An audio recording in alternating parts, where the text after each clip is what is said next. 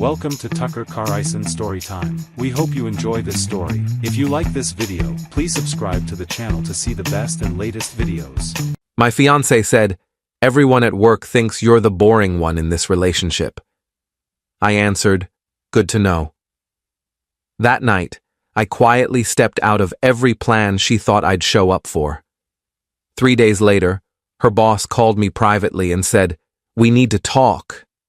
It's about something she said yesterday." I'm Sam, 32, and until last week I thought my fiancé respected me enough not to trash talk me to her coworkers. Turns out I was wrong, and what started as a casual insult became the thread that unraveled our entire relationship when her boss felt compelled to warn me about what she'd been saying behind my back. I'd been with Jessica for 3 years, engaged for the last 8 months. We met through a running club, bonded over our shared love of true crime podcasts and Sunday morning farmers markets. She worked in marketing at a mid-sized tech company, had this vibrant social life at the office, always coming home with stories about her team's dynamics I liked hearing about her day. I thought we had something solid, but about 2 months ago, things shifted. She started making little comments about how I was too quiet at social gatherings, or how I never wanted to do anything spontaneous. I'd suggest we stay in and cook dinner. She'd roll her eyes and say I was boring. I'd decline going to her co-worker's birthday party at some loud bar because I had an early morning meeting, and she'd accuse me of never supporting her social life. Last Thursday night was when everything came to a head. We were having dinner at home. I'd made pasta. We were drinking wine. Everything seemed normal. Then out of nowhere, she said, "You know, everyone at work thinks you're the boring one in this relationship." I set down my fork. "What?" "My team. They all think you're kind of dull. Like whenever I mention you turned down plans or wanted to stay in, they're like, 'Wow, he sounds fun.'" She said it with this little laugh, like it was amusing. "You've been complaining about me to your coworkers?" "Not complaining, just being honest about our relationship. It's normal to talk about your partner at work. There's talking about your partner and there's making them sound like a problem. Which have you been doing?" She shrugged. "I mean, you kind of are boring lately. You never want to go out. You don't like meeting my work friends. You're always tired. It's just the truth." "The truth? Or your version that makes you look like the fun one stuck with the lame boyfriend?" "Fiancé," she corrected. "And I'm not making anything up. You are those things." I looked at her across the table, this woman I was supposed to marry in 6 months, and felt something fundamental shift. "Good to know," I said quietly. "Don't be dramatic about this." "I'm not being dramatic. I genuinely appreciate you letting me know how you talk about me when I'm not around. It's clarifying." She rolled her eyes. "See? This is exactly what I mean. You're so serious all the time." I finished my dinner in silence. She scrolled through her phone. After I cleaned up the dishes, I went to the bedroom and started thinking about what to do next. The thing is, Jessica had a big work event that weekend. Her company's annual summer party on Saturday. Partners were invited. I'd RSVP'd yes months ago. She'd also signed us up for her friend's engagement party on Sunday and a team happy hour on Friday that she'd been excited about me finally attending. That night, while she was in the shower, I sent 3 emails. One to Jessica's co-worker Megan, who'd organized the summer party, saying I couldn't make it due to a family emergency. One to her friend Hannah about the engagement party, same excuse. And one to the happy hour organizer, apologizing for the last-minute cancellation I didn't tell Jessica. I just went about my week normally. When Friday came and she asked what time I'd meet her at the happy hour, I said, "I'm not going." "What? Sam, you promised." "I never promised. You assumed. I sent my regrets to the organizer on Thursday." "Why would you do that?" "Because I'm the boring one, remember? Why would your fun coworkers want me there bringing down the energy?" Her face went red. "You're being petty." "I'm being honest. You said I don't like meeting your work friends, so I'm not meeting them. Problem solved." "The summer party is tomorrow. Also not going. Sent my regrets to Megan." "Sam, that's a huge company event." Everyone's bringing their partners. Then you'll have to explain why yours isn't there. Should be easy since everyone already thinks I'm boring. Just tell them I'm at home being dull. She stared at me like she couldn't believe what she was hearing. What is wrong with you? Nothing's wrong with me. I'm just accepting the role you've cast me in. The boring fiancé who doesn't want to do anything. So I'm staying home this weekend. You go have fun without me dragging you down. She tried arguing, tried guilt-tripping, tried saying I was being immature. I just repeated that I was giving her what she clearly wanted. A weekend where she didn't have to be embarrassed by her boring partner Saturday morning. She got ready for the company party alone. She looked beautiful in her dress, and part of me felt sad about what we were losing, but mostly, I felt tired of being someone's punchline. Last chance to change your mind, she said at the door. Have fun, I replied. She left. I spent the day reading, went for a long run, made myself a nice dinner. It was peaceful. Update 1. Saturday night around 11 p.m., Jessica came home from the party absolutely furious. She slammed the door, threw her purse on the couch, and turned on me. Do you have any idea how humiliating that was?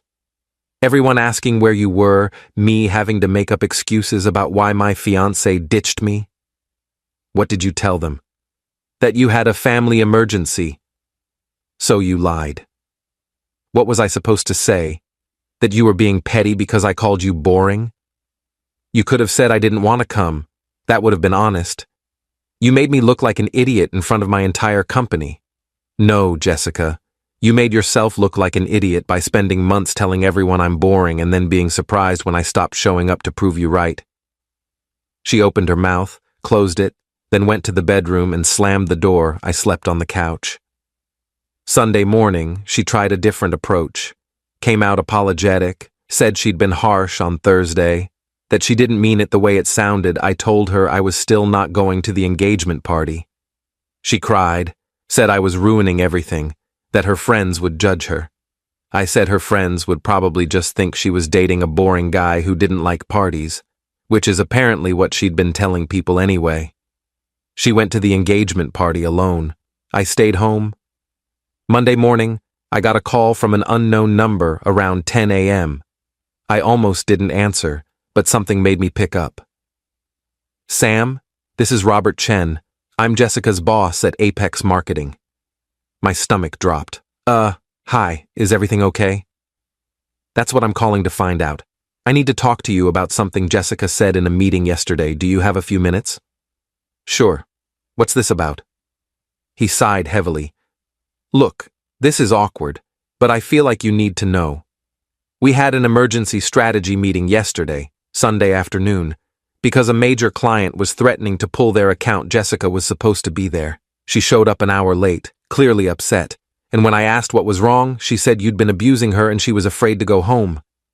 I felt like I'd been punched. She said what? She said you'd been emotionally abusive, controlling, that she was scared of you. She broke down crying in front of the whole team. Sam, I've met you several times at company events. You've always seemed like a decent guy, but I had to take her claim seriously. I told her we'd help her find resources, that she should document everything, that she wasn't alone. Robert, I have never... Let me finish after the meeting. One of her co-workers, Megan, pulled me aside. She said Jessica had been complaining about you for months, calling you boring and unsupportive, and that you'd skipped the company party and an engagement party this weekend. Megan said she thought Jessica was exaggerating or lying about the abuse claims because she was embarrassed about you not showing up to events. She showed me text messages where Jessica had called you dead weight and said she wished she'd never gotten engaged to you. I couldn't speak. Sam, I'm calling you because I don't know what the truth is here, but I do know that if Jessica is lying about abuse, that's serious. And if she's telling the truth, you need to know people are concerned. Either way, I thought you deserved to hear this directly from me. She's lying, I said, my voice shaking. I've never laid a hand on her, never threatened her.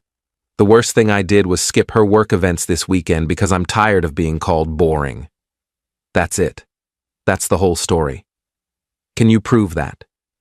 Do you have any documentation of your interactions? I don't know. We live together. We talk.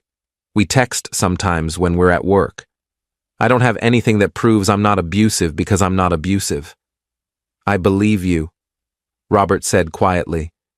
But Sam, you need to protect yourself here. If Jessica's willing to lie to her entire team about something this serious, you need to think about what else she might be willing to do. After we hung up, I sat on the couch staring at nothing for probably 20 minutes. Then I called my brother, explained everything, and asked if I could stay with him for a few days. He said yes, immediately. I packed a bag while Jessica was still at work. Left a note on the kitchen counter. Your boss called.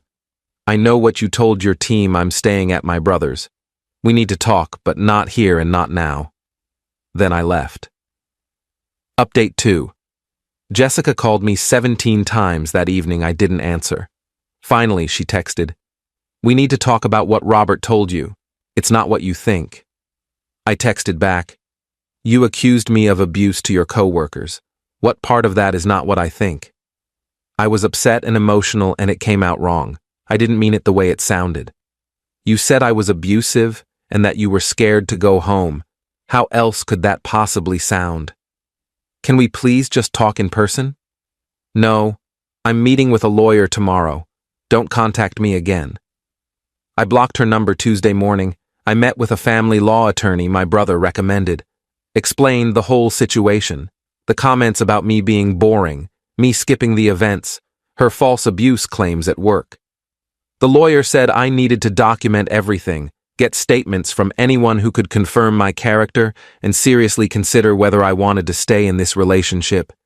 Even if you smooth this over now, she said, she's shown you what she's willing to do when she's embarrassed or angry. She's willing to accuse you of something that could destroy your reputation and potentially put you in legal jeopardy. That's not someone you want to marry. I knew she was right. Wednesday, Robert called me again. I wanted to update you. After our conversation, I talked to HR about Jessica's claims. They interviewed the team members who were in that meeting. Multiple people confirmed that Jessica has been bad-mouthing you for months, and that her abuse claims seemed to come out of nowhere after you didn't show up to events this weekend. HR is concerned she made false accusations, which is a serious policy violation. What happens now? Jessica's been put on administrative leave pending an investigation. If HR determines she knowingly made false claims, she could face termination. I'm sorry this happened, Sam. For what it's worth, everyone who's met you thought the claims didn't make sense. You've always been respectful and kind at company events. Thanks for telling me. After that call, I finally unblocked Jessica's number to send one message. Your company is investigating your false abuse claims. You need to get a lawyer. Do not contact me again. Our engagement is over. She called immediately. I didn't answer. She left a voicemail begging me to understand, saying she'd panicked when her co-workers asked where I was, that she'd made up the story to save face and it spiraled out of control. She said she'd tell HR it was all a misunderstanding, that we'd had a fight but there was no abuse. I deleted the voicemail without finishing it. Update 3. The HR investigation moved faster than I expected. Within a week, they'd interviewed everyone who was in that Sunday meeting, plus several other co-workers who'd heard Jessica complaining about me over the previous months. Megan apparently provided extensive documentation, text messages, screenshots of group chats, even recordings from a team lunch where Jessica had gone on a 10-minute rant about how I was holding her back from having fun. What really sealed Jessica's fate was a conversation she'd had with another coworker, David, the Monday before the company party. He came forward during the investigation and told HR that Jessica had explicitly said she was going to make Sam look bad for not coming to the event. When David asked what she meant, she'd apparently laughed and said, "I'll figure something out." That premeditation was what turned it from a potential misunderstanding into clear grounds for termination. Robert called me again on Friday, exactly 1 week after his first call. Jessica's been terminated. She tried to walk back the abuse claims, said she was emotional and exaggerated. But the investigation found she'd been planning to discredit you even before you skipped the events. Combined with the false accusations, HR felt they couldn't keep her employed. How did she take it? Not well. She threatened to sue for wrongful termination. HR's legal team is prepared for that. They have extensive documentation. Robert, I appreciate you keeping me informed. You didn't have to do any of this. Yes, I did. What she did was wrong. Not just to you, but to actual abuse victims who need to be believed. False accusations make it harder for real victims to come forward. I couldn't let that slide. After we hung up, I felt a weird mix of relief and sadness. Relief that people had believed me and that Jessica was facing consequences. Sadness that 3 years and an engagement had ended this way. Jessica tried reaching out through mutual friends over the next few days. Our friend group was split. Some people thought she'd made a terrible mistake but deserved forgiveness. Others were disgusted by the false accusations and cut her off completely. I stayed neutral in those conversations, just told people the facts and let them draw their own conclusions. The one person who surprised me was Jessica's sister, Lauren. She called me about 10 days after Jessica was fired. Sam, I need to apologize to you. Jessica's been calling me nonstop trying to get me to convince you to take her back. When I pressed her on what actually happened, she finally admitted everything. She told me she'd been embarrassed about you not showing up to events and panicked when her boss asked why. She made up the abuse story thinking it would make her look sympathetic instead of rejected. Yeah, that's pretty much what happened. I'm horrified. I always liked you. You were good to my sister. She threw away a good relationship because she cared more about her image at work than about you. I'm so sorry. You don't need to apologize for her choices. I know, but I feel like I should have seen this coming. She's always been obsessed with how people perceive her. I just didn't think she'd go this far. Final update. It's been 2 months since that Thursday night dinner when Jessica called me boring. 2 months since this whole thing started. I'm writing this from my new apartment, a 1-bedroom place downtown that I moved into 3 weeks ago. It's smaller than the place Jessica and I shared, but it's mine, and it feels like a fresh start. The legal situation resolved itself without any lawsuits. Jessica's lawyer apparently advised her that she had no case for wrongful termination, and that pursuing it would only draw more attention to the false accusations. She quietly dropped it. Her former company hasn't taken any action against her beyond the firing, which honestly seems generous given what she did.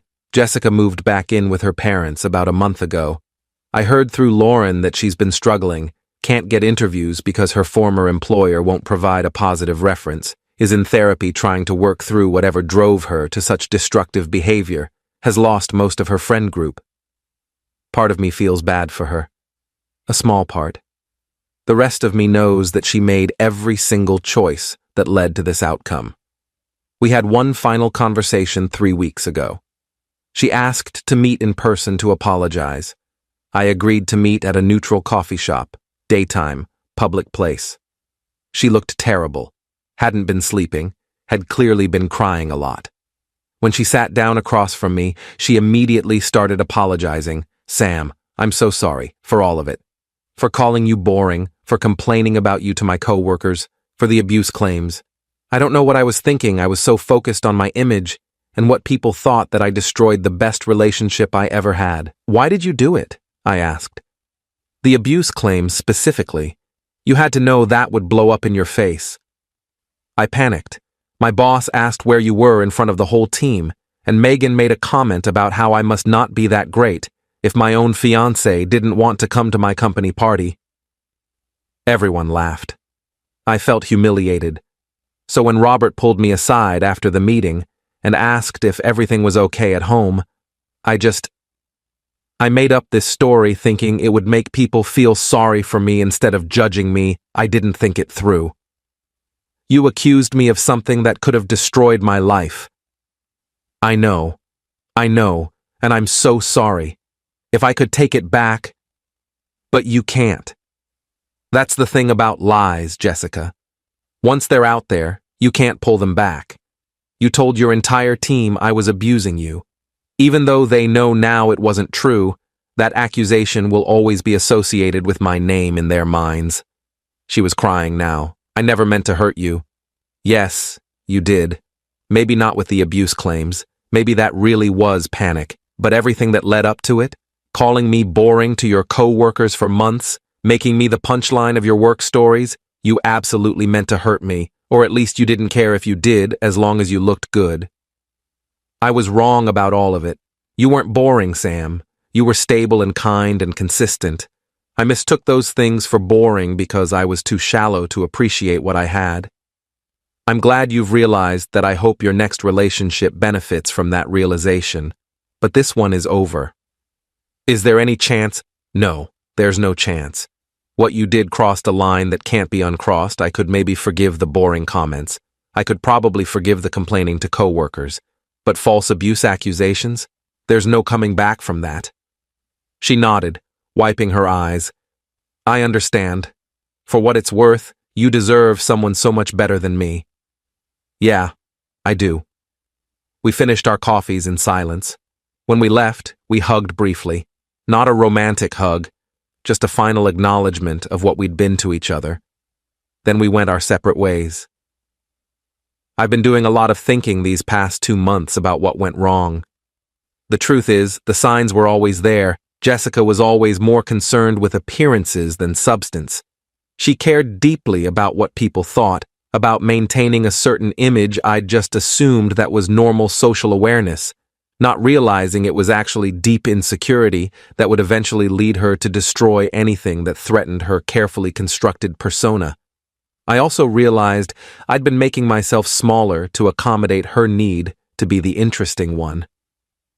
I'd stop talking about my interests because she'd roll her eyes. I'd stop suggesting the activities I enjoyed because she'd call them boring. I'd slowly eroded my own personality to fit into the role she wanted me to play. Never again. I've started reconnecting with the parts of myself I'd let fade. I joined a book club, started going to trivia nights with my brother and his friends, took up photography. Turns out when you're not constantly being told you're boring, you have a lot more energy to pursue the things that actually interest you. Robert actually reached out last week to check in. We met for lunch, and he told me that Jessica's story had become a cautionary tale at his company. Training sessions now include a segment on the seriousness of false accusations and how they harm actual victims. He said if any good came out of the situation, it's that his company is taking workplace integrity more seriously. As for dating, I'm not ready yet. I'm enjoying being single, rediscovering who I am without someone constantly critiquing me. When I am ready, I'll know what to look for, someone who builds me up instead of tearing me down. Someone whose need for external validation doesn't override their integrity. Someone who sees my quieter qualities as strengths instead of flaws. The weird thing is, I'm almost grateful this happened. If Jessica had never made that comment about everyone thinking I'm boring, we might have gotten married. I might have spent years or decades with someone who fundamentally didn't respect me, who saw me as less than, who would have continued to erode my sense of self until I didn't recognize myself anymore. Instead, I'm free. Starting over at 32, sure, but starting over as someone who knows his worth and won't settle for being anyone's boring fallback option ever again.